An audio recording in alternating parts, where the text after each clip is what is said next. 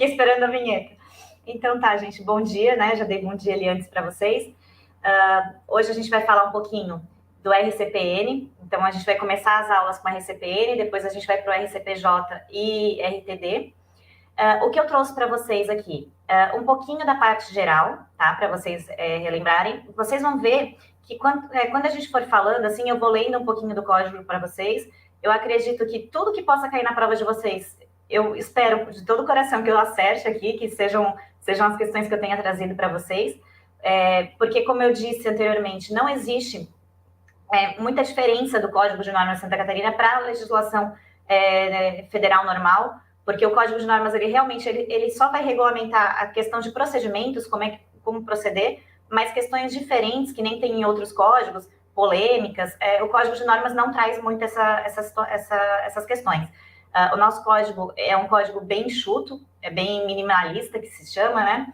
Então, vocês não vão ter maiores dificuldades com isso. Ficou na dúvida? Eu sei que muitos alunos aqui estudam vários códigos de normas ao mesmo tempo, né? Então, estudam o Código de São Paulo, estudam o Código de Goiás, e a gente sabe que o Código de São Paulo é bem prolixo, tem bastante normas, e de repente vocês fiquem assustados, assim, quando peguem o Código de Normas de Santa Catarina, ele é mais enxuto. Mas essa é a proposta mesmo, para regulamentar só aquilo que a lei federal não falou, mas não de forma diversa, só para dizer quais os documentos a mais trazer, enfim. Então, não vai ter maiores problemas para vocês, tá? Depois disso, a gente vai ter um Código de Normas normal, novo, está sendo elaborado um novo Código de Normas, mas isso quando vocês assumirem aqui, quando vocês estiverem em Santa Catarina, daí vocês vão se deparar com um novo Código de Normas todo mais ajustado e sem tanto remendo, né? Porque eu acho que quem aqui leu o Código de Normas viu que tá uma coxa de retalhos, assim, provimentos alterando o código e acabou ficando, às vezes, até confuso e até contraditório. Isso vai acontecer lá no RTD, quando a gente for falar de RTD, tá bom? Então é isso aí, gente. Meu nome é Vanessa Volling, eu já me apresentei e vou falar com vocês agora sobre o Registro Civil de Pessoas Naturais. E vamos lá começar com a nossa aula de Registro Civil de Pessoas Naturais. A gente vai resolver algumas questões e quando a gente for resolvendo as questões, eu também vou um pouquinho com vocês o Código de Normas. Quando eu falei para vocês ali, para a gente, o que vai ter de diferente é a questão da parte geral, é justamente isso que a gente vai analisar um pouquinho agora para falar de competências, porque eu notei que a prova do Sebrasp traz muito essa questão, quem faz o quê? Então, eu trouxe um pouquinho, às vezes a questão vai parecer até meio boba, mas lá na hora da prova, no meio de um monte de coisas, a gente acaba se confundindo. E uma coisa que eu quero combinar com vocês aqui é que, assim, muita coisa vai chegar lá na hora e vocês vão olhar, mas isso não isso a lei diz que não não está de acordo com a lei federal. Isso no RCPN, por exemplo. Dá para fazer de tal forma. Não fiquem viajando. Prestem atenção no enunciado, se disser assim, de acordo com o Código de Normas. Coloca o que está no Código de Normas, letra da lei. E por quê, gente? Porque ele está dizendo lá que de acordo com o Código de Normas. Se ele falar de acordo com o Registro Civil de Pessoas Naturais, estabelece que, aí sim, aí vocês vão devagar. Não, mas tem a exceção daqui, tem a exceção dali. Mas se não falar isso, vocês vão dizer o que está no texto da lei. Por isso que vocês têm que saber o texto de lei. Porque vai ter uma situação específica, a gente vai ver mais para frente, na situação do pai quando vai registrar, que o Código de Normas proíbe uma determinada situação. Mas a gente sabe que existem situações de inseminação que vão acarretar na possibilidade diversa. Então, mas isso mais para frente. Eu só estou fazendo um combinado com vocês, porque às vezes eu vou falar alguma coisa aqui, mas professora, tem exceção tal. Não pensem em exceção.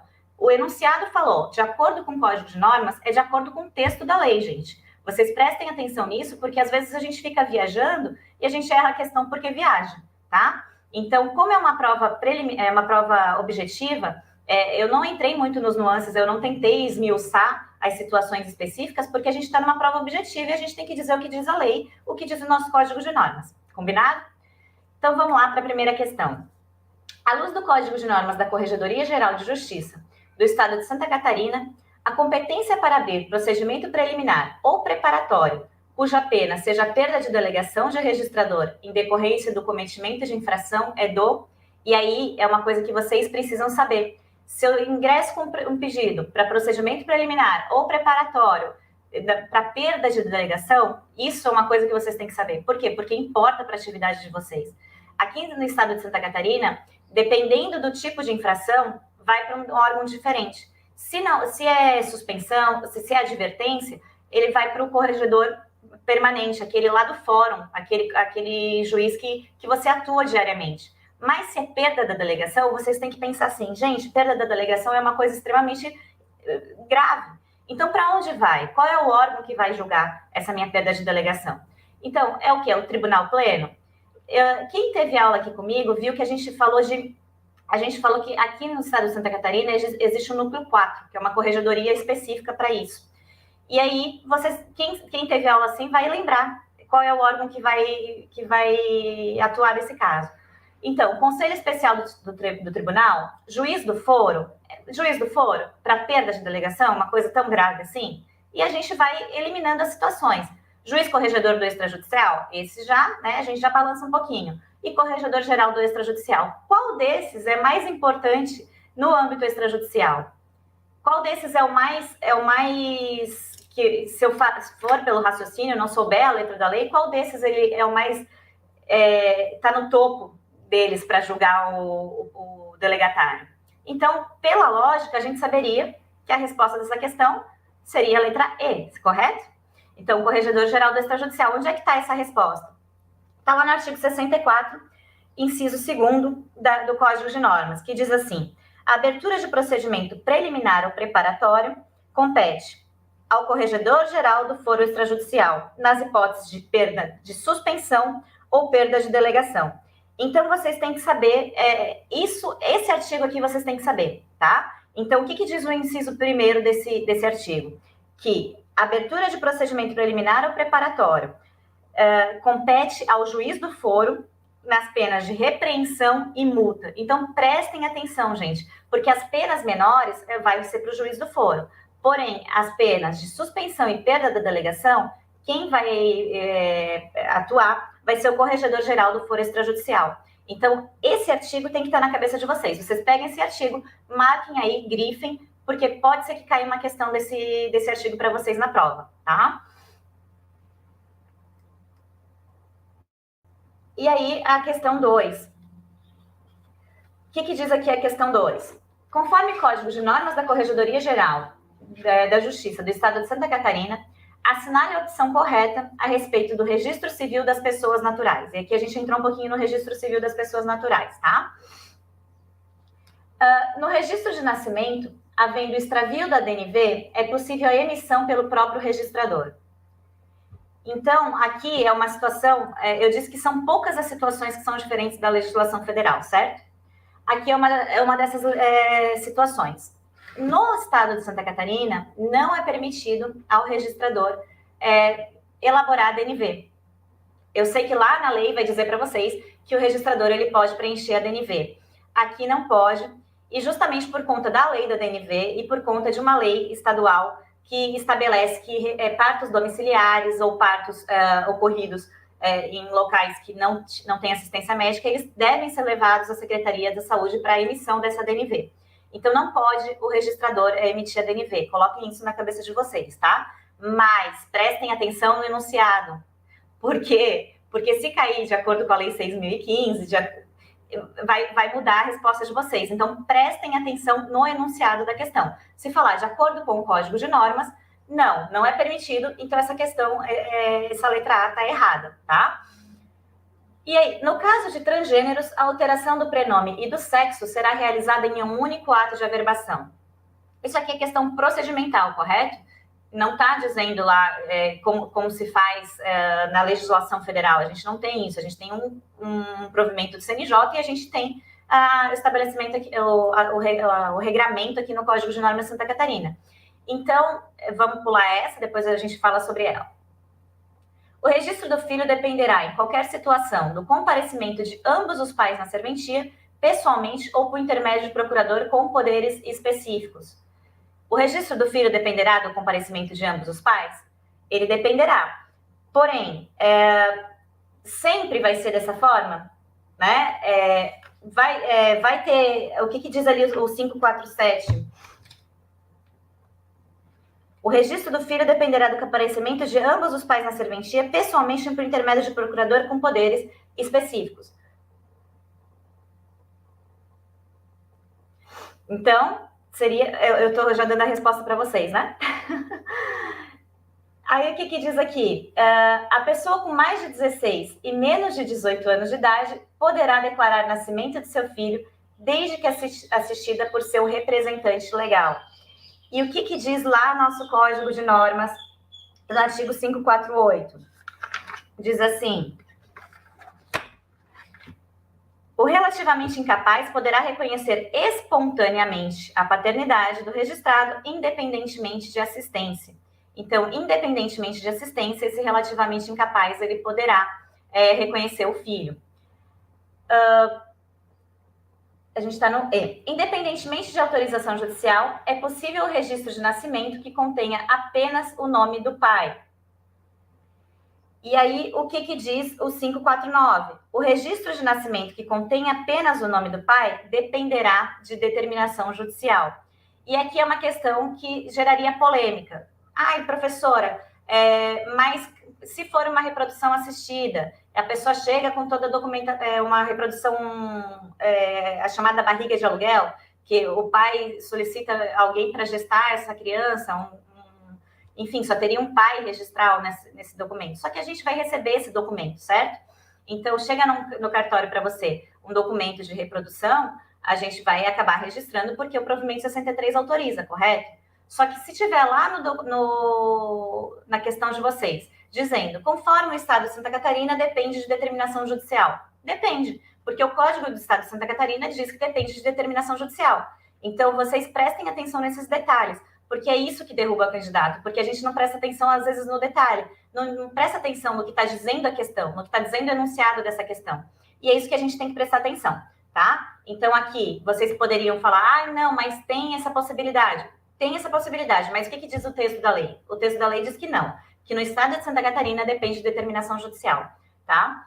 E ali na questão dos transgêneros, que é o artigo 550A, parágrafo 3º, e aí eu acabei colocando duas questões corretas dois gabaritos, né? Onde é que está o 550, parágrafo 3º? Nossa, de onde que eu tirei 550A, tá? Do Código de Normas.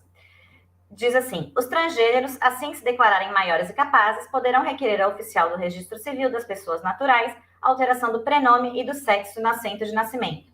O requerimento deverá ser firmado na presença do registrador pela parte, e aí segue, e é lá no parágrafo 3º, diz: a alteração do prenome e do sexo será feita em um único ato de averbação. Então, o que tem aqui de diferente, né? Aqui a resposta também está correta, tem a B e a C, acabei colocando duas respostas. No caso de transgêneros, a alteração do prenome e do sexo será realizada em um único ato de averbação. Isso está dizendo aqui. Eu trouxe essa questão para vocês, porque lá no provimento 73, fala em ou, e aqui fala em e. O que dá a entender, né? Que teria que alterar o prenome e o sexo. Mas a gente sabe que lá no provimento 73 do CNJ, fala ou. Então, a pessoa pode alterar só o nome ou pode alterar só o sexo, não depende da alteração dos dois, tá? Mas se constar na prova de vocês o e, dizendo de acordo com o Código de Normas, então vocês vão colocar que está correto, tá? Mas não significa dizer que o registrador só vai fazer os dois juntos. Por quê? Porque ao registrador, o provimento 73 do CNJ, ele vai autorizar. 73, sim. É o provimento 73 do CNJ. Se eu estiver errado, alguém me corrija aí, mas é o provimento 73 do CNJ.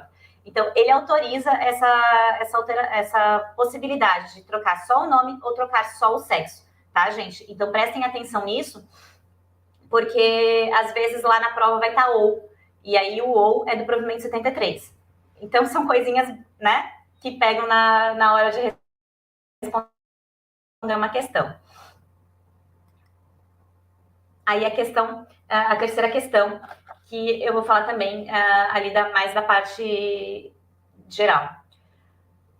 Conforme o Código de Normas da Corregedoria Geral de Justiça do Estado de Santa Catarina, assinale a opção correta a respeito dos livros no Registro Civil das Pessoas Naturais. E aí eu trago, o livro D será formado por uma das vias do edital? E o que diz lá o artigo 536 do Código de Normas. O livro D será formado por uma das vias do edital, correto?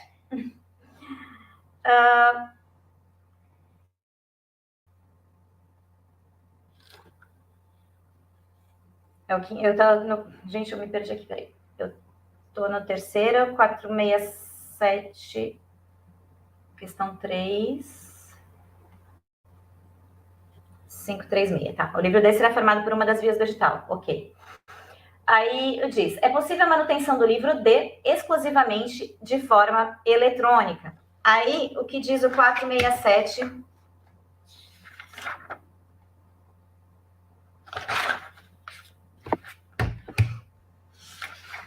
Hoje eu trouxe duas questões também certas para vocês. Eu não tô...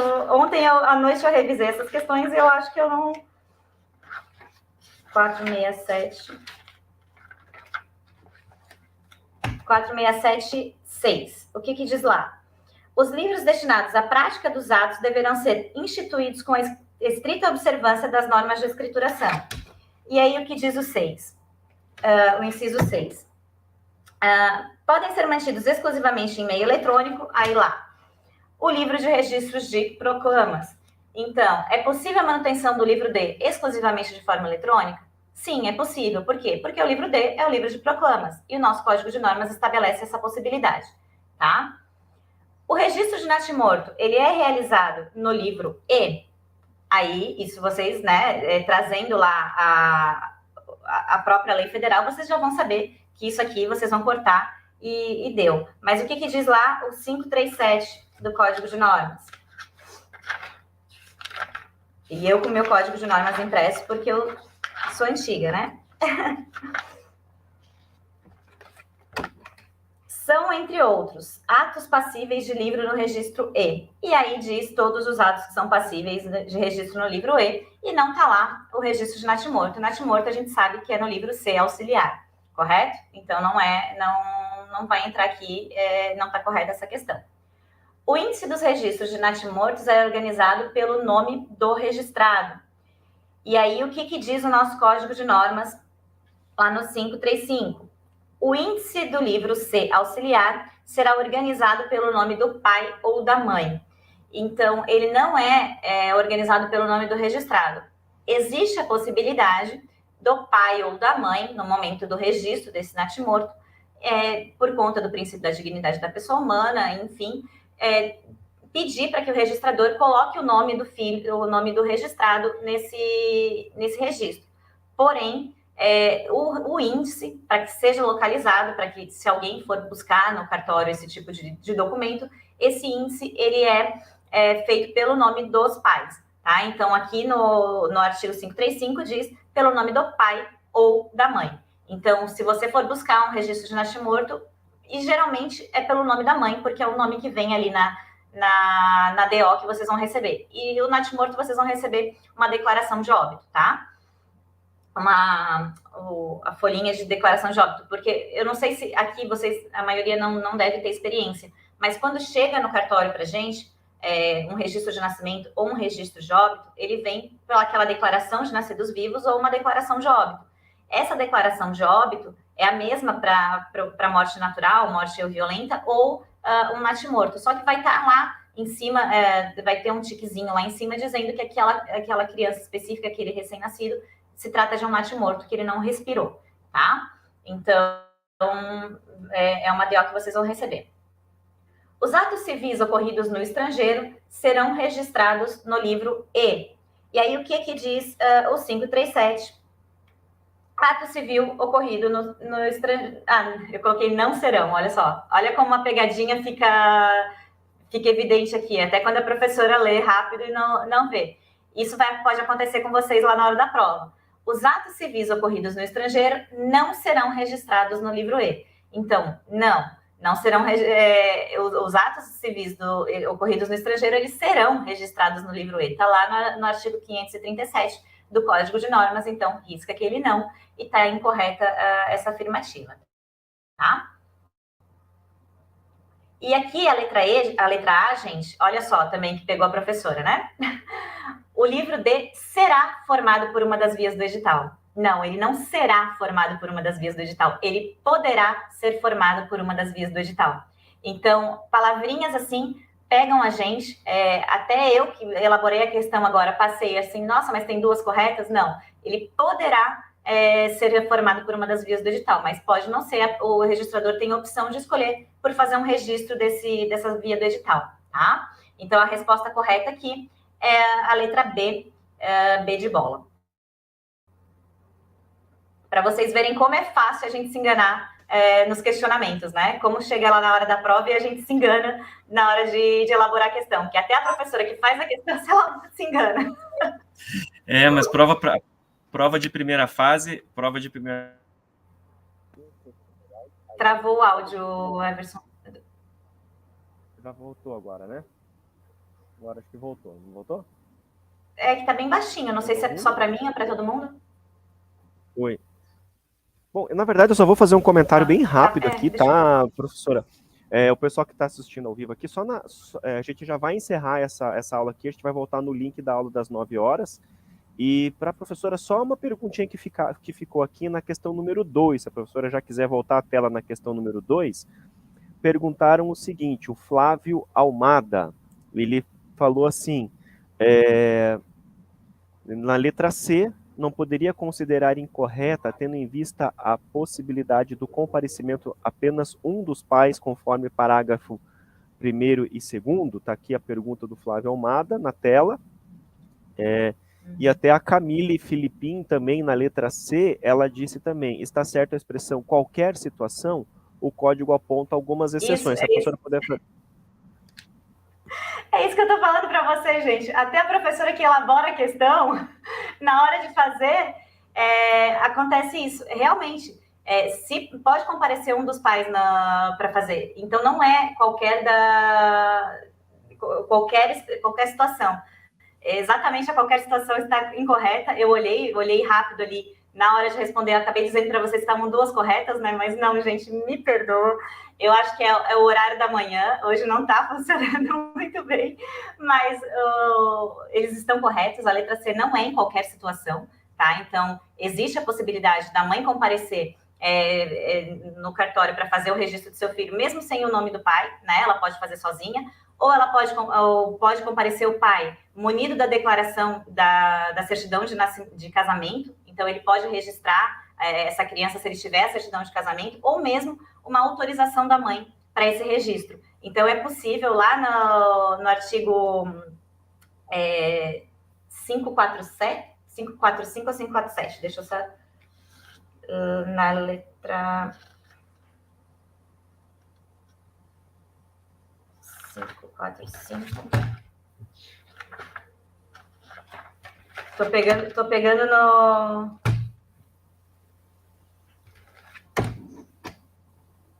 Não, essa aqui é da DNV. A gente está na 2. 547. Ó. O registro do filho dependerá do comparecimento de ambos os pais na serventia, pessoalmente ou por intermédio de procurador com poderes específicos. Aí diz o parágrafo 1º. Se os pais forem casados entre si ou conviverem em união estável, poderá somente um deles comparecer no ato do registro, desde que apresente certidão de nascimento, de casamento, certidão de conversão de união estável em casamento, escritura pública de união estável, sentença que foi reconhecida a união estável. E aí, se os pais não forem casados entre si ou não houver prova da união estável, ainda assim poderá somente um deles comparecer ao ato de registro, desde que apresente declaração de reconhecimento de paternidade ou anuência da mãe, por instrumento público ou particular, com firma reconhecida por autenticidade. Então, gente, 1000 perdões para vocês. Eu vou olhar agora até as questões. Gente, imagina, se o examinador faz isso para vocês na hora da prova, né? Eu assim, meu Deus, mas eu coloquei 2 questões corretas. Eu já estava achando que eu estava louca na elaboração das questões, gente. Mil perdões. Sabe o que acontece, Vanessa? Até isso é uma questão até para os próprios alunos, né? A gente aqui na aula ao vivo, a gente tem horário para cumprir, tem muita questão para fazer e acaba passando batido, mas o pessoal está ligado aqui. Parabéns aí ao Marcos, que observou, o Flávio, quem mais aqui, e a Camille, que também fez a observação aqui, tá tudo certo? O pessoal tá ligado, isso é bom, gostei. Aí, vai todo mundo passar na prova amanhã. Isso aí. Ó, nós vamos fazer o seguinte, pessoal. A gente agora encerra a transmissão ao vivo aqui para o pessoal do YouTube, aberta, tá? Você que não se inscreveu, clica no link que está abaixo aqui na transcrição. Nós vamos voltar, o pessoal do nosso portal do aluno, você já pode clicar no link das 9 horas e já vai esperando que a gente já chega lá, é só o tempo da gente fechar essa transmissão e abrir uma outra. E vou encerrando aqui também para o pessoal do Instagram, só que antes da gente encerrar aqui o pessoal do Instagram, deixa eu fazer uma coisa aqui, Vanessa. Vamos tirar uma foto bonitinha, porque senão depois sai aquelas caretas na hora da postagem aqui, né? Então deixa eu tirar uma foto bonitinha, atenção. Aquele sorriso. 3, 2, 1 e... Maravilha. Legal. Vanessa, já te passo o link, voltamos na próxima aula. Pessoal do YouTube, até mais, gente. Tchau, tchau.